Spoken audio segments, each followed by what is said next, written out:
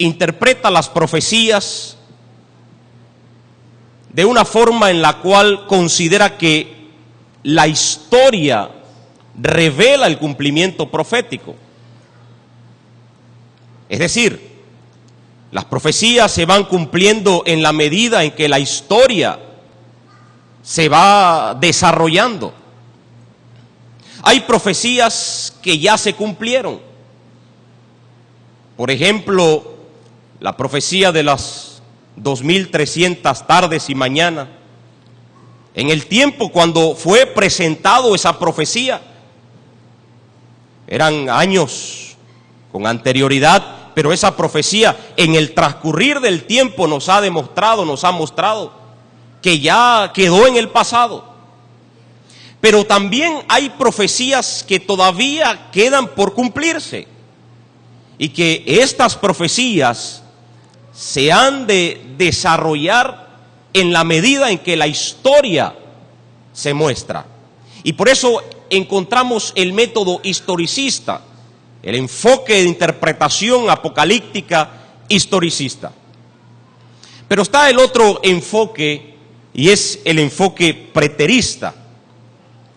Este enfoque dice que todas las profecías quedaron en el pasado, y que ya todas las profecías se cumplieron, están en el pasado, y que por lo tanto ya no hay ninguna profecía que cumplirse, porque todo quedó en la historia, ya quedó en el pasado.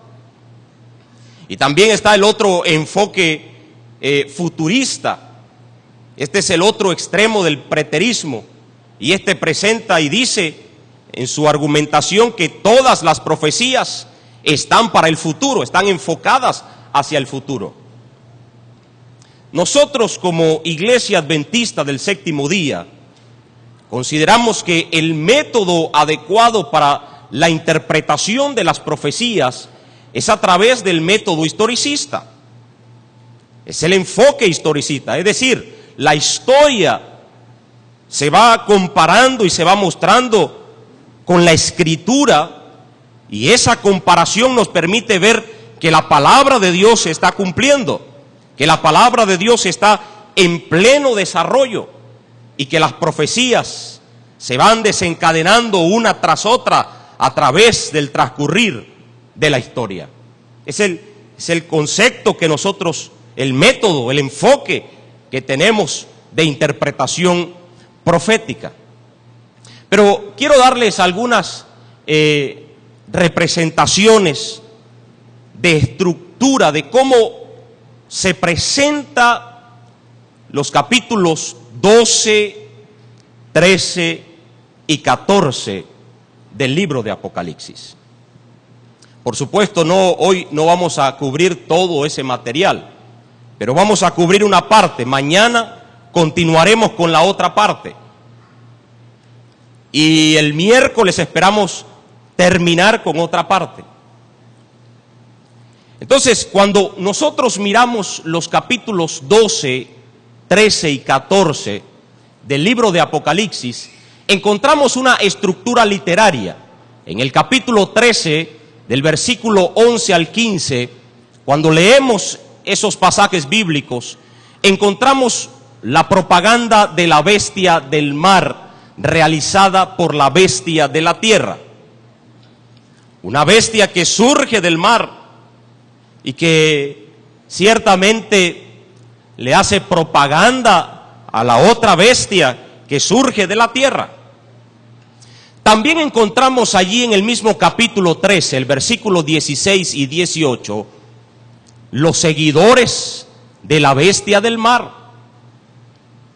Pero en el capítulo 14, cuando nosotros avanzamos en la lectura de la Biblia, el capítulo 14 de Apocalipsis es la contraparte del capítulo 13. Si el capítulo 13 presenta la propaganda de la bestia del mar, Apocalipsis 14 del 1 al 5 presenta los seguidores del Cordero. Como también Apocalipsis 14 versículos 6 al 12 presenta un despliegue mediático divino. Apocalipsis 13, la propaganda del mar. Apocalipsis 14, un despliegue mediático divino. Apocalipsis 13, los seguidores de la bestia del mar. Y Apocalipsis 14 presenta los seguidores del Cordero. Entonces, es la contraparte en el cumplimiento profético. Dios no deja a su pueblo a solas. Dios no deja que los acontecimientos proféticos se desencadenen sin que antes el Señor se revele a su pueblo, se muestre a su pueblo, a su iglesia. Pero antes de esos 2 capítulos encontramos el capítulo 12. En conclusión, son homólogos, constituyendo el capítulo 12 como la introducción, el telón de fondo y el resumen de su contenido. Y ya vamos a mirar por qué.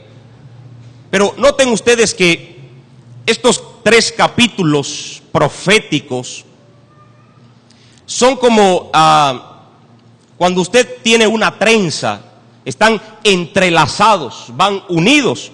No podemos presentar estos capítulos aislados unos del otro, no, van entrelazados, van unidos en el mensaje.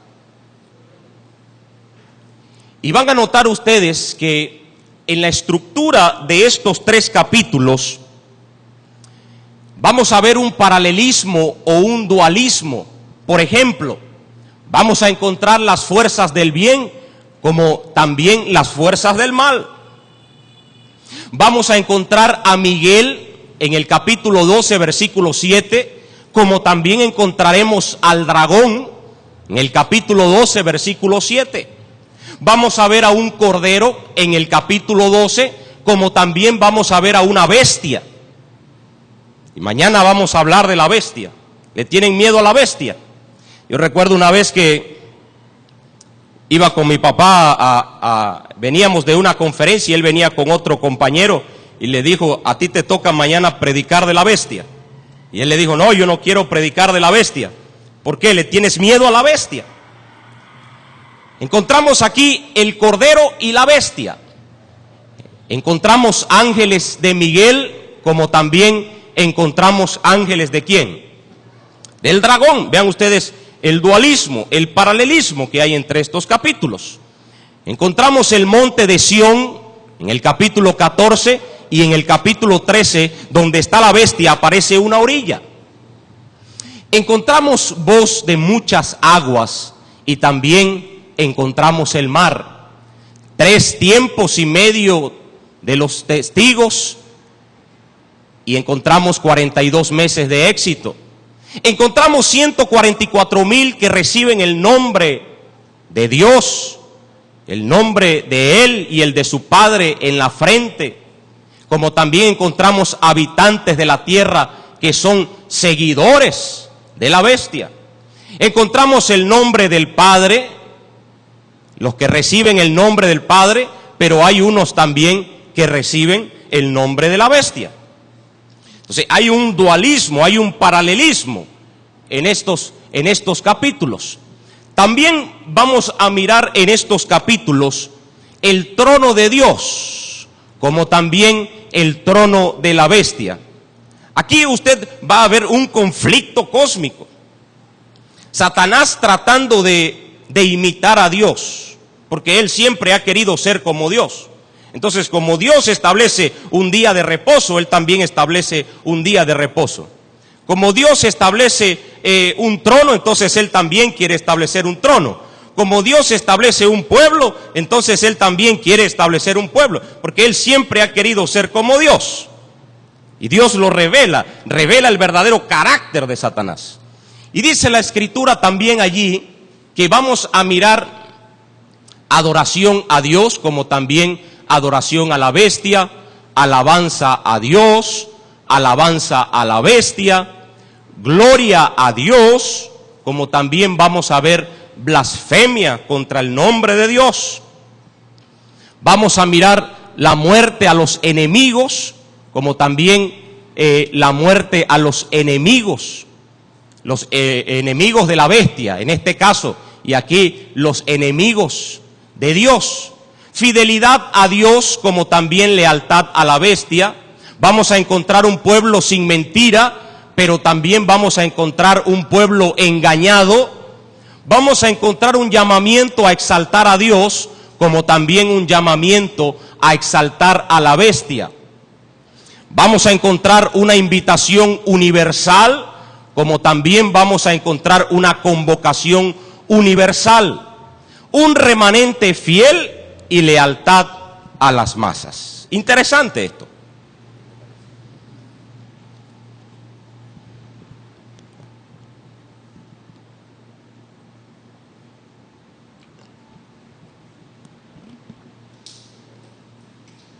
Perdón. Gracias, pastor. Entonces, noten ustedes el dualismo que encontramos en estos 3 capítulos. Ahora, quiero dar algunas recomendaciones, porque vamos a leer el libro de Apocalipsis. Vamos a entenderlo, vamos a asimilarlo, porque necesitamos explicar esto al mundo, a las personas. Y quiero dar algunos principios de interpretación del libro de Apocalipsis. En primer lugar, la Biblia es una unidad inspirada. Una parte puede ser utilizada de forma legítima para explicar otra. La Biblia no se contradice. La Biblia es una unidad completa. Usted puede utilizar un pasaje bíblico y con ese pasaje bíblico puede complementarlo con otro. La Biblia no va a tener contradicciones cuando usted le da la verdadera interpretación. Así cuando leemos el Apocalipsis. Los temas de Apocalipsis están estrechamente relacionados con los de Daniel y también los temas de Mateo 24, 25 y segunda de Tesalonicenses 2. Son el contexto de Apocalipsis. Aunque las profecías tienen mucho en común, no son idénticas. No todas las profecías son iguales. Por ejemplo, cuando usted trata de interpretar las 7 iglesias, los 7 sellos, las 7 trompetas, cada una de ellas tiene su cumplimiento profético. Son parecidas, pero no iguales. Número 4, el enfoque historicista es el único justificable para interpretar ¿qué? Las profecías. ¿Cuál es el método? El historicista. Las profecías abarcan el mundo entero. No son aplicables solamente para América Latina. No, abarca todo el mundo, las profecías. El libro de Apocalipsis contiene un vocabulario pintoresco y figurativo. Es decir, está lleno de símbolos, de imágenes que no son expresiones literales, y también contiene una estructura literaria con quiasmos. ¿Sabe usted lo que son quiasmos? Los quiasmos son repeticiones en la línea de pensamientos, pero que van estructurados en bosquejo. Por ejemplo, cuando usted lee algunos pasajes del apóstol Pablo, usted nota que Pablo está escribiendo sobre una idea. Termina la idea, no la continúa, y entonces continúa más abajo, hablando sobre lo mismo. Pero hay un quiasmo, era la forma de escribir de los hebreos. Con quiasmos, son repeticiones, pero termina una parte, no continúa, sino que continúa más adelante. Así es la estructura del libro de Apocalipsis cuando leemos de ello. Número 7, las interpretaciones de Elena White deben de tomarse en cuenta si se escribió sobre el asunto como objeto de estudio. Y número 8, la profecía no es de interpretación privada, sino que es progresiva. No hay nada absoluto en el estudio de la profecía. A veces nosotros cuando predicamos sobre profecía tenemos la tentación y la tendencia de dar absolutos en el estudio profético, pero no es así, porque la revelación es progresiva. La Iglesia Adventista del Séptimo Día a través de la historia ha venido progresando en el estudio profético. y ha venido creciendo y aprendiendo nuevas formas y métodos de interpretación bíblica y dando enfoques correctos a las profecías a través de toda la historia. Entonces, teniendo en cuenta estos principios de interpretación profética, vamos a introducirnos en el libro de Apocalipsis, el capítulo número 11, versículo número 19. Sabe que el versículo número 19 del capítulo 11 es la introducción y da a conocer de dónde viene el mensaje de Apocalipsis 12, 13 y 14. Dice Apocalipsis capítulo 11, verso 19, dice: y el templo de Dios fue abierto, ¿dónde? En el cielo, y el arca de su pacto se veía en el templo, y hubo relámpagos, voces, truenos, un terremoto y grande granizo. Noten ustedes que siempre cuando Dios ha querido dar un mensaje importante, ese mensaje Él lo conecta con el trono celestial, lo conecta con el santuario. Y aquí encontramos que se abre una puerta y se deja ver el arca del pacto. Ahora, ustedes conocen el santuario, el arca del pacto. ¿Qué había en el arca del pacto? Estaba la ley de Dios. Por lo tanto, este mensaje tiene que ver con la ley de Dios. Y no solamente este mensaje tiene que ver con la ley de Dios, sino que es un mensaje final. Es un mensaje muy importante. Dios quiere mostrar un mensaje muy importante para su iglesia en el tiempo final, que tiene que ver con la ley de Dios. Digo esto porque noten ustedes, por ejemplo, que Dios siempre conecta su mensaje importante para la iglesia en ese tiempo, lo conecta con el santuario. Por ejemplo, noten ustedes en Apocalipsis capítulo número 2, el versículo número 1, cuando el Señor Jesucristo se dispone a dar el mensaje a las 7 iglesias. Y yo pregunto, ¿dónde se encontraba Jesús cuando Él se dispone a dar el mensaje a las 7 iglesias? Dice Apocalipsis capítulo 2, versículo 1, escribe al ángel de la iglesia en Éfeso, el que tiene las 7 estrellas en su diestra, el que anda en medio de los 7 candeleros. Pregunto, ¿dónde estaba Jesús cuando se disponía a dar el mensaje a las 7 iglesias? Estaba aquí en el lugar santo, en el candelero. Estaba en medio del candelero. Entonces era un mensaje tan importante, porque el mensaje a las 7 iglesias era un mensaje importante para ese tiempo, para la iglesia de ese tiempo. Y Jesús estaba aquí en el candelero. Pero ahora el Señor Jesucristo avanza un paso más para dar un mensaje importante a su pueblo, a su iglesia, y entonces avanza aquí a esta parte y se abre la puerta del trono de Dios, se deja ver el arca del pacto, porque Dios se dispone a dar un mensaje muy importante para su pueblo en el tiempo del fin. Importante. Noten ustedes, por ejemplo, también que el Señor siempre conecta los mensajes con el santuario.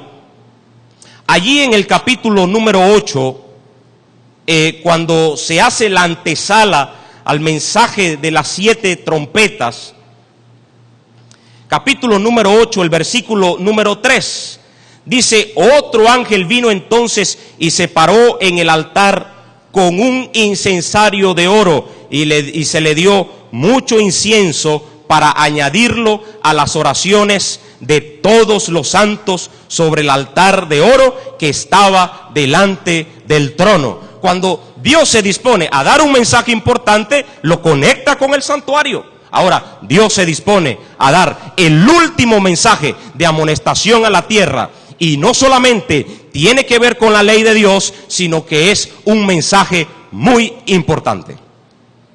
¿Estamos claros hasta ahora? Ahora, vamos a mirar hoy de este mensaje muy importante de Dios para la tierra. Vamos a mirar solamente 3 escenas que han de ser la introducción para el tema de mañana. Dice Apocalipsis capítulo número 12, el versículo número 1, presentando la primera escena: apareció en el cielo una gran señal, una mujer vestida del sol, con la luna debajo de sus pies, y sobre su cabeza una corona de 12 estrellas. Y estando encinta, clamaba con dolores de parto, en la angustia del alumbramiento. También apareció otra señal en el cielo. He aquí un gran dragón escarlata, que tenía 7 cabezas y 10 cuernos, y en sus cabezas 7 diademas. Y su cola arrastraba la tercera parte de las estrellas del cielo, y las arrojó sobre la tierra. Y el dragón se paró frente a la mujer que estaba para dar a luz, a fin de devorar a su hijo tan pronto como naciese. Noten ustedes cómo se introduce este mensaje que viene directamente del trono de Dios, hablando acerca de las motivaciones del adversario de Dios de acabar directamente con el plan divino. Porque dice el versículo número 5, y ella dio a luz un hijo varón, que regirá con vara de hierro a todas las naciones, y su hijo fue arrebatado para Dios y para su trono. Allí está haciendo referencia el apóstol San Juan en la revelación divina al acontecimiento cuando Satanás se empeña de acabar con la vida de Jesucristo. Aquel momento, a través del decreto de Herodes, donde quiso buscar la forma de acabar con Jesús, de distorsionar el plan de Dios, porque ciertamente el hecho de que el Señor Jesucristo viniera a la tierra para cumplir con el propósito divino, para hacer la voluntad divina, haciendo justicia por el pecado, pagando el precio por la humanidad, Satanás no quería nada de eso, y por lo tanto arremete con fiereza contra el Señor Jesucristo, aún desde el momento en que nació. Y allí lo está revelando la introducción de este mensaje, y nos está diciendo cuáles son las intenciones de Satanás. Pero no solamente el adversario de Dios arremete contra Jesucristo, sino que también arremete contra la iglesia. Porque dice el verso número 6 del capítulo 12, y la mujer huyó al desierto, donde tiene lugar preparado por Dios, para que la sustente por 1260 días. Hablando de 1260 años. Ustedes saben muy bien. Pero, ¿de dónde sale todo esto, todo este problema? De que el hecho de que Satanás quiere arruinar los planes de Dios, quiere acabar con el plan divino, no solamente con Jesucristo, sino que también arremete contra su iglesia. Entonces, el libro de Apocalipsis se dispone a explicar de dónde viene todo este problema. Y entonces muestra que este problema viene del cielo, inició en el cielo. Y entonces encontramos la segunda escena, la que está allí en el versículo 7. Dice la palabra de Dios en el versículo 7: después hubo una gran batalla, ¿dónde? En el cielo. Miguel y sus ángeles luchaban contra el dragón, y luchaban el dragón y sus ángeles, pero no prevalecieron, ni se halló ya lugar para ellos en el cielo. Y fue lanzado fuera el gran dragón, la serpiente antigua, que se llama Diablo y Satanás, el cual engaña al mundo entero, fue arrojado a la tierra, sus ángeles fueron arrojados con él. A través de estas declaraciones, el mensaje de Dios se dispone a dar a entender de que a pesar del gran conflicto cósmico entre Cristo y Satanás, a pesar de que Satanás arremete contra el Hijo de Dios, arremete contra la iglesia, el Señor Jesucristo es más poderoso, porque se enfrentó con él allá en los atrios celestiales, lo venció en los atrios celestiales, y ahora el Señor Jesucristo se disponía a vencerlo aquí en la tierra. ¿Qué les parece? A través de su vida perfecta y a través de su muerte. Porque Jesucristo no solamente venció a Satanás en los atrios celestiales, sino que también lo venció aquí en la tierra. Y vean lo que dice allí en el versículo 10. Entonces oí una gran voz en el cielo que decía: ahora ha venido la salvación, el poder, el reino de nuestro Dios y la autoridad de su Cristo. Cuando el evangelista se dispone a dar a conocer de que ha venido la salvación, el poder y el reino de Dios a través de Jesucristo, está hablando que Jesucristo vino a vencer al enemigo aquí en el terreno de juego, en la tierra, y lo venció, hermanos, con su poder. Y entonces ahora, en vista de esa victoria de Jesús, dice: ha sido lanzado fuera el acusador de nuestros hermanos, el que los acusaba delante de nuestro Dios día y noche. Ciertamente, a través de la muerte de nuestro Señor Jesucristo, Satanás quedó totalmente vencido. Por eso se me viene a la mente un pasaje bíblico que está allí en el libro de San Mateo. Quizás en este momento no lo coloqué en mis anotaciones, pero hace referencia a que el Señor Jesucristo hizo justicia y que ya Satanás no tiene nada que ver con este mundo, porque en el momento en que Jesús hizo justicia por el pecado, Satanás ya no tiene potestad sobre el planeta Tierra. No tiene potestad sobre los seres humanos, porque los seres humanos le pertenecen a Jesús. ¿Se da cuenta entonces cómo se introduce el panorama profético?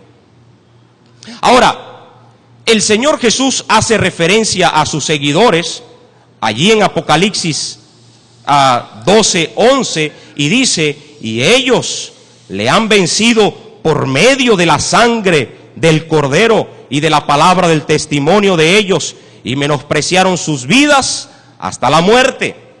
Por lo cual alegraos cielos y los que moráis en ellos.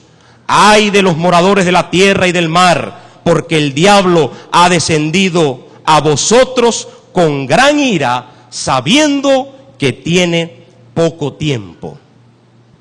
Ahora, hermanos, después de este telón que se muestra del conflicto entre Cristo y Satanás, después que el Señor Jesucristo muestra su victoria contra el poderío de Satanás, después que Jesús muestra su victoria en la cruz del Calvario y que venció el pecado, venció la muerte, ahora el Señor Jesús hace una advertencia a todos sus seguidores, a todos aquellos que quieren formar parte del pueblo de Dios, y les dice: tengan cuidado, porque el enemigo ha descendido a vosotros con gran ira, sabiendo que le queda poco tiempo.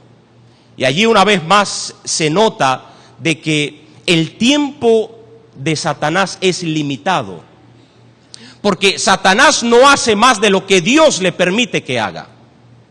Por eso en la profecía encontramos que este dragón arremetió contra la mujer durante 1260 años, porque Dios no le permite a Satanás más. Él hace lo que Dios le permite que haga. Él lo limita con el tiempo. Es decir, Dios tiene controlado a Satanás. ¿Están de acuerdo conmigo? Mira lo que dice la Biblia allí en el libro de Apocalipsis, el versículo número 13. Dice: y cuando vio el dragón que había sido arrojado a la tierra, persiguió a la mujer que había dado a luz al hijo varón. Vea usted. Y se le dieron a la mujer las dos alas de la gran águila para que volase de delante de la serpiente al desierto, a su lugar donde será sustentada por un tiempo y tiempos y la mitad de un tiempo. Es decir, hay una limitación allí. No es todo el tiempo que Satanás va a arremeter contra la iglesia, contra el pueblo de Dios. Satanás está limitado. Ahora, encontramos aquí una característica muy importante de aquellos que verdaderamente formarán parte del pueblo de Dios para el tiempo final. Porque dice el versículo número 16 del mismo capítulo, entrando en la tercera escena: pero la tierra ayudó a la mujer. Quiero que tomen esa declaración muy importante porque la vamos a necesitar más adelante. ¿Quién ayudó a la mujer? La tierra. Pues la tierra abrió su boca y tragó el río que el dragón había echado de su boca. Aquella mujer que había sido perseguida durante muchos años, desde el año 538 después de Cristo hasta el año 1798, la historia, la interpretación profética de la historia revela la supremacía papal persiguiendo a los cristianos, persiguiendo a un pueblo que hablaba sobre la justificación por la fe, a un pueblo que hablaba sobre el perdón de los pecados a través de la fe y de la gracia en el Señor Jesucristo. Entonces, una persecución. Pero hay una característica de este pueblo, versículo 17. Entonces el dragón se llenó de ira contra la mujer y se fue a hacer guerra contra el resto de la descendencia de ella. La descendencia de ella, que tiene las características que son los que guardan los mandamientos de Dios y tienen el testimonio ¿de quién? De Jesucristo. Esta es una iglesia fiel, es un pueblo fiel, es un pueblo que está consciente de guardar sus mandamientos. Y quiero decirles, hermanos, que siendo que el conflicto cósmico tiene que ver con la ley de Dios, de que el mensaje que proviene del santuario tiene que ver con la ley de Dios, el último mensaje de amonestación al mundo tiene que ver con la ley de Dios, porque la ley de Dios es el reflejo del carácter de Dios. Y noten ustedes, por ejemplo, que la ley de Dios tiene atributos y cualidades de una persona. Por ejemplo, la ley de Dios es perfecta y es pura. Miren ustedes, por ejemplo, en el libro, en el Salmo 19, el verso número 7 y número 8 hace referencia a los atributos de la ley de Dios, semejante a los atributos de Dios. Por lo tanto, la ley de Dios es un reflejo del carácter de Dios, y aquella persona que guarda los mandamientos de Dios es una persona que refleja el carácter de Dios, y es una persona que está capacitada para que cuando el Señor venga por segunda vez y cumpla la promesa, y vendré otra vez y os tomaré a mí mismo, es una persona que es semejante a Jesús. Miren ustedes, dice, la ley de Jehová es como, es perfecta, que convierte el alma. El testimonio de Jehová es fiel, que hace sabio al sencillo. Versículo 8 dice, los mandamientos de Jehová son como rectos, que alegran el corazón. El precepto de Jehová es como, es puro, que alumbra los ojos. Entonces, el mandamiento de Dios, los mandamientos de Dios es un reflejo de su carácter. Y cuando tú y yo guardamos sus mandamientos, es un reflejo del carácter de Dios. Todo lo bueno proviene de Dios. ¿Quieres comenzar a guardar los mandamientos de Dios? ¿Quieres comenzar a ser fiel? No es por tu propia cuenta, no es por tu propio mérito, es solamente con la ayuda de Dios, porque esto proviene de Dios. Hay personas que dicen, no, para entrar en los caminos del Señor, yo quiero primero ser fiel. Pero no, primero entra en los caminos de Dios y el Señor te ayudará a ser fiel. Primero viene el amor y luego viene el observar los mandamientos de Dios, porque Jesucristo lo dijo en San Juan capítulo 14, el versículo 15, si me amáis, ¿qué va a pasar? Guardaréis mis mandamientos. Los mandamientos de Dios revelan justicia. Muy bien lo dice el Salmo 119, el verso 172. Ayúdenme con esto, a colocarlos allí en la pantalla. Salmo 119, 172 dice, hablará mi lengua tus dichos, porque todos tus mandamientos son ¿qué? Son justicia.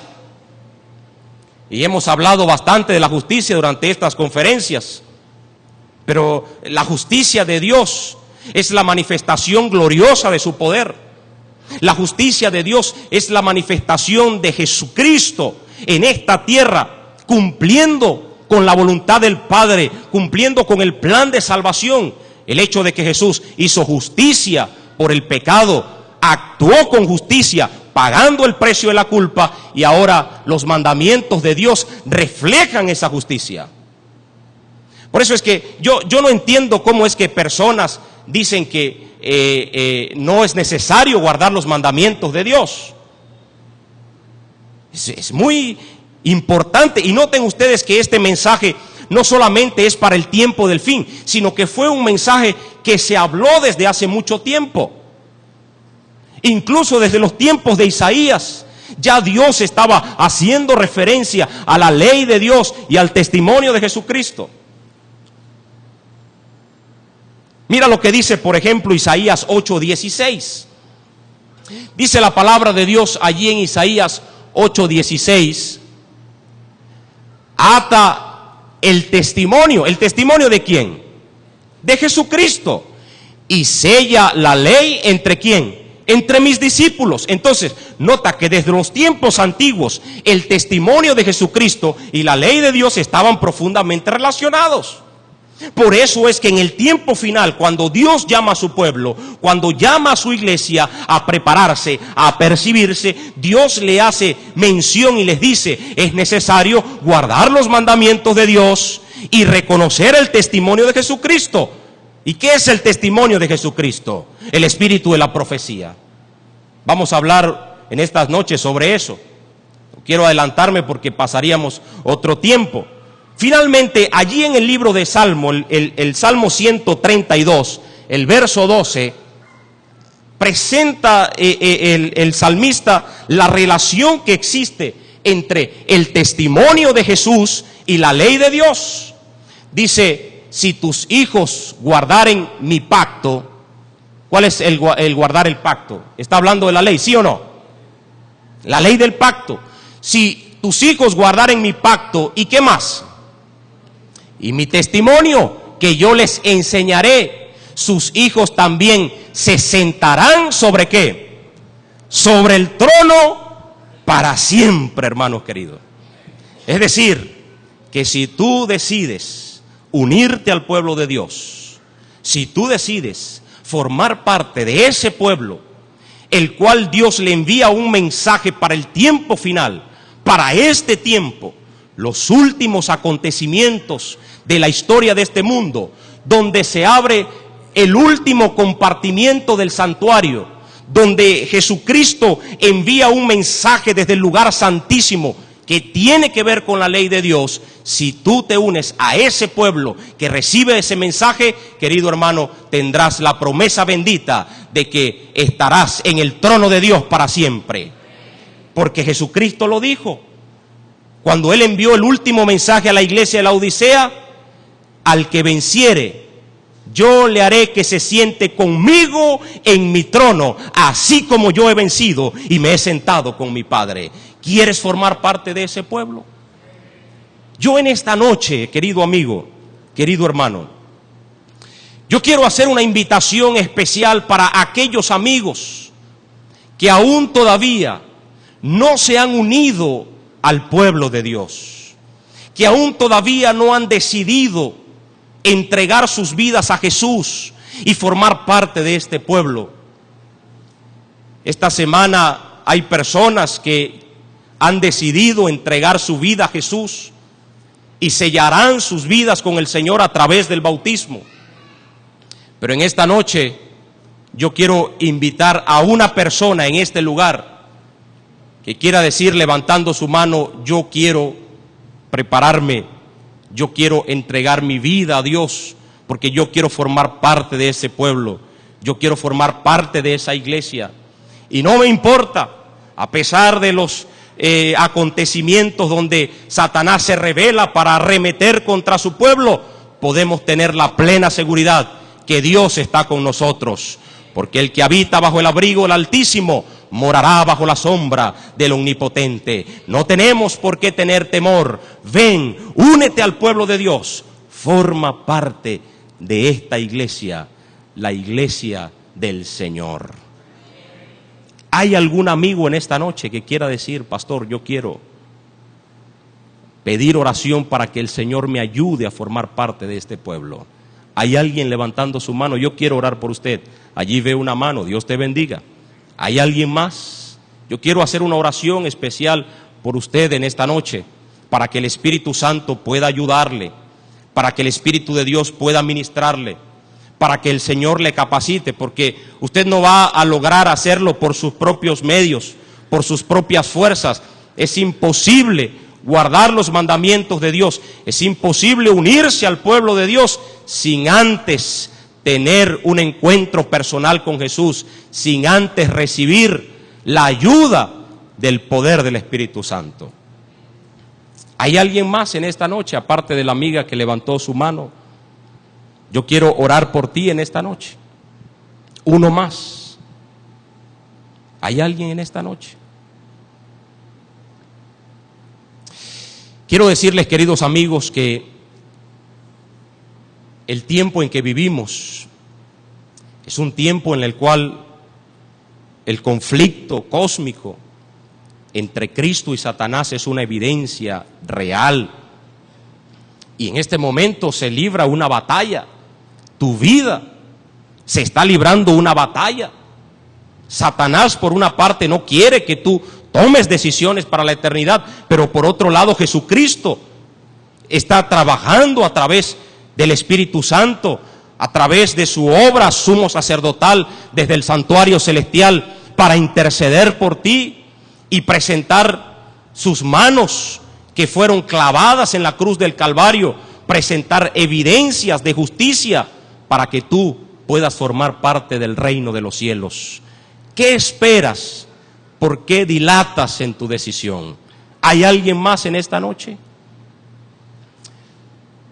Voy entonces a concluir en esta oportunidad con una oración a nuestro Dios por nuestra hermana que levantó su mano. Que el Espíritu de Dios le ayude, el Señor le dé fuerza, porque verdaderamente hemos conversado ya y no es nada fácil la decisión que esta chica está tomando, pero lo está haciendo porque el Espíritu de Dios está trabajando, está haciendo su obra. Vamos a orar. Querido Padre Celestial, queremos darte gracias, Señor, por la obra maravillosa del Espíritu Santo en nuestro medio. Queremos darte gracias porque a pesar de que el enemigo de las almas arremete contra los propósitos divinos, arremete contra el plan de Dios, Señor, tú sales a defender a tu pueblo, a tu iglesia, a través del testimonio y a través del reflejo del carácter de Dios ante el universo, mostrando así justicia, garantía de salvación para los seres humanos. Te pido, Señor, por aquellas almas que aún no han formado, no se han unido a formar parte de tu iglesia. Ruego por ellos, para que el Espíritu Santo pueda ministrarlos, para que el Espíritu de Dios les ayude y muy pronto, Señor, puedan unirse al grupo de los redimidos que anhela encontrarse pronto con Cristo Jesús. Ayúdanos a guardar tus principios, ayúdanos a guardar tus mandatos, sella tu ley en nuestros corazones. Te lo pedimos en el nombre de Jesús. Amén, Señor. Dios les bendiga.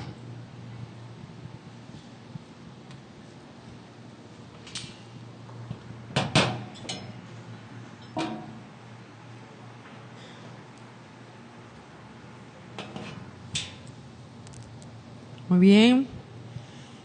Es emocionante saber lo que vendrá y lo que nos espera si nos mantenemos fieles al Señor, ¿verdad que sí? Vamos a colocarnos de pie y vamos a cantar nuestro himno tema, sabiendo que el Señor está con nosotros y no nos desampara.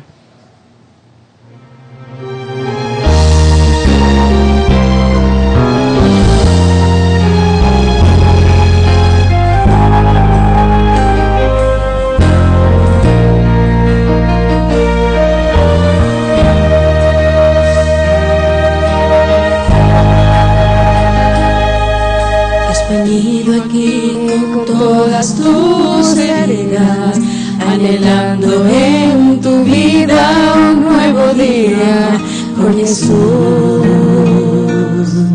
y sintiéndote cansado y abatido por tu carga en el olvido, y prueba ahora con Jesús.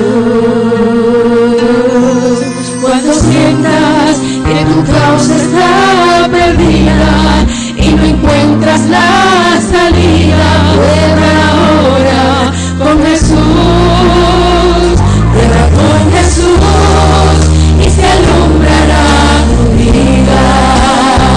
Prueba con Jesús, tus heridas sanará. Nadie más en todo el universo te podrá amar a ti así como Jesús.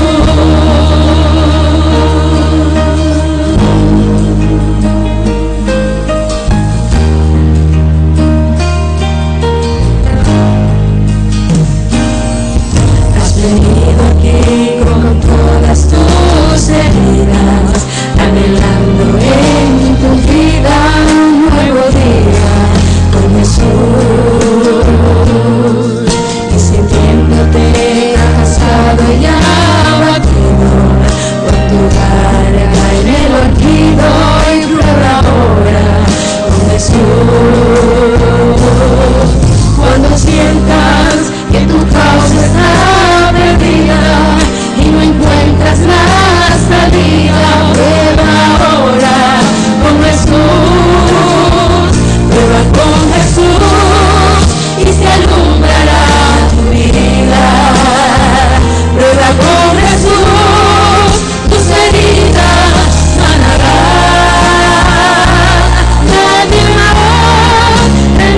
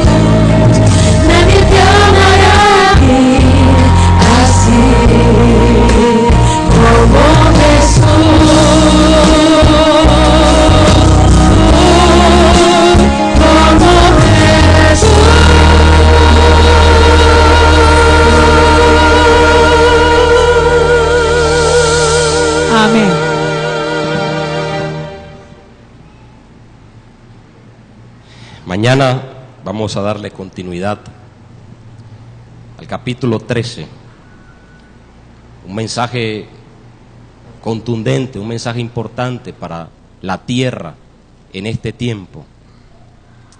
Así que le invitamos para mañana. Vamos a orar. Querido Dios, al regresar a nuestros hogares, llévanos con tu bendición. Nuestros corazones puedan ser dirigidos por tu voluntad. Guárdanos en tu amor, te lo pedimos en el nombre de Jesús. Amén, Señor. Pueden sentarse.